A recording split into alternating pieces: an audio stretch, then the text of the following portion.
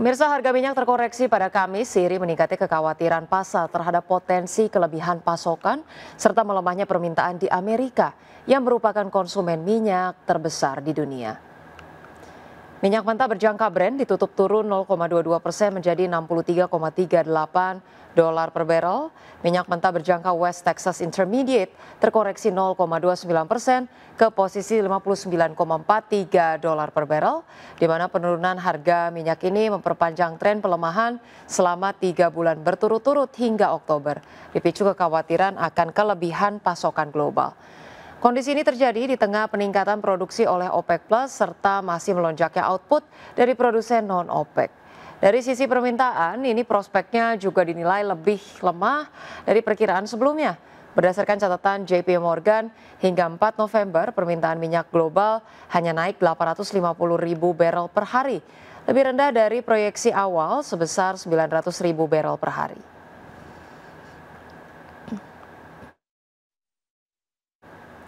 Selanjutnya dari bursa global, pemirsa, bursa Wall Street berakhir di zona merah pada Kamis dipicu oleh aksi jual sektor teknologi yang kembali terjadi di tengah meningkatnya ketidakpastian ekonomi dan kekhawatiran atas valuasi saham yang dinilai sudah terlalu tinggi.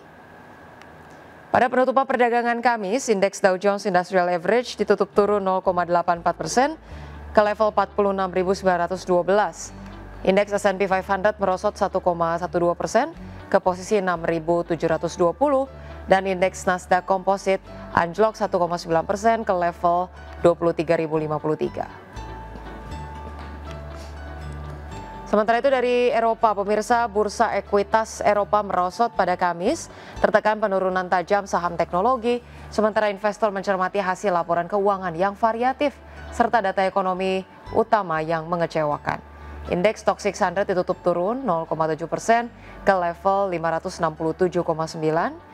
Indeks DAX Jerman turun 1,31% ke posisi 23.734 dan indeks FTSE 100 Inggris melemah 0,42% ke level 9.735. Ya, terima kasih Anda masih bergabung sama kami. Pemirsa, PT Trisula Textile Industries Tbk membukukan pertumbuhan pendapatan dan laba bersih hingga akhir September 2025. Ya, manajemen perseroan menyatakan strategi yang adaptif terhadap permintaan pasar terbukti relevan sehingga mendorong pertumbuhan. PT Trisula Textile Industries Tbk membukukan pertumbuhan pendapatan dan laba bersih hingga akhir September 2025. Berdasarkan laporan keuangan per 30 September 2025, penjualan neto mencapai 426,35 miliar rupiah atau naik 18,61% secara tahunan. Kemudian laba neto periode berjalan yang dapat diatribusikan kepada pemilik entitas induk atau laba bersih tercatat sebesar 9,2 miliar rupiah atau naik 4,96% secara tahunan. Kontributor terbesar penjualan masih didominasi oleh segmen manufaktur melalui merek Bellini dan Caterina.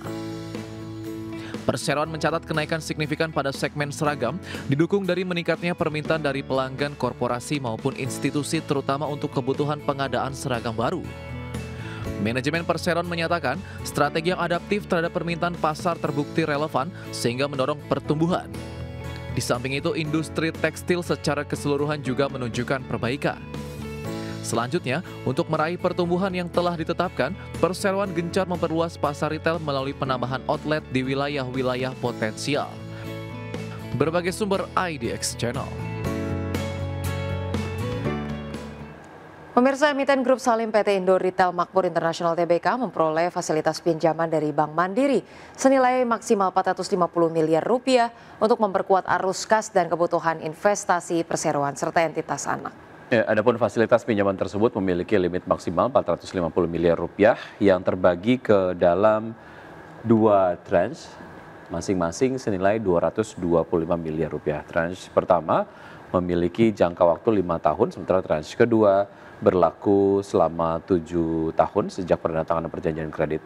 Manajemen menegaskan bahwa perseroan fasilitas kredit ini akan menunjang langsung kegiatan operasional perseroan dan tidak menimbulkan dampak material terhadap kondisi keuangan maupun kelangsungan usaha perseroan selain kewajiban pembayaran bunga dan pokok pinjaman secara periodik. Ya, pemirsa, kita bergeser ke informasi lainnya. Ya, kinerja emiten retail PT Sumber Alvaria Trijaya Tbk atau Alfamart tertekan melemah pada daya beli masyarakat. Meski pendapatan masih tumbuh, laba bersih perusahaan justru turun sepanjang 9 bulan pertama di tahun ini. PT Sumber Alvaria Trijaya Tbk, pengelola jaringan retail Alfamart, membukukan laba bersih sebesar 2,31 triliun rupiah hingga kuartal 3 2025 turun 3,49% secara tahunan. Padahal penjualan bersih masih tumbuh 7,09% menjadi 94,47 triliun rupiah. Namun beban pokok pendapatan dan biaya operasional yang meningkat ini menekan margin keuntungan perusahaan. Investment Analyst Advisor Provina Visindo, Indi Naila menyebut kinerja AMRT masih didukung ekspansi toko dan penjualan yang kuat. Namun secara kuartalan, pendapatan di kuartal 3 turun 1,2% dibandingkan kuartal sebelumnya.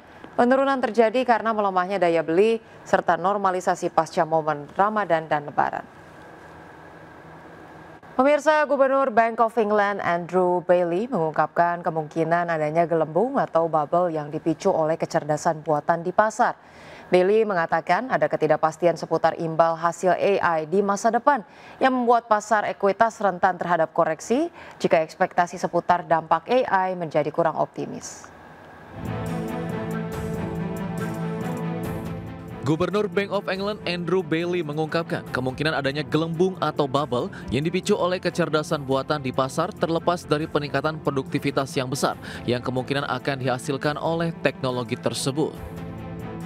Bailey mengatakan ada ketidakpastian seputar imbal hasil AI di masa depan tetapi tidak terlalu terkait dengan potensinya. Dalam laporan kebijakan moneter yang menyertai keputusan suku bunga, Bank Sentral mengatakan valuasi ekuitas tampaknya telah diregangkan dalam konteks historis, terutama untuk perusahaan teknologi yang berfokus pada AI. Imbal hasil di masa mendatang dari hal ini dan itu masih belum pasti.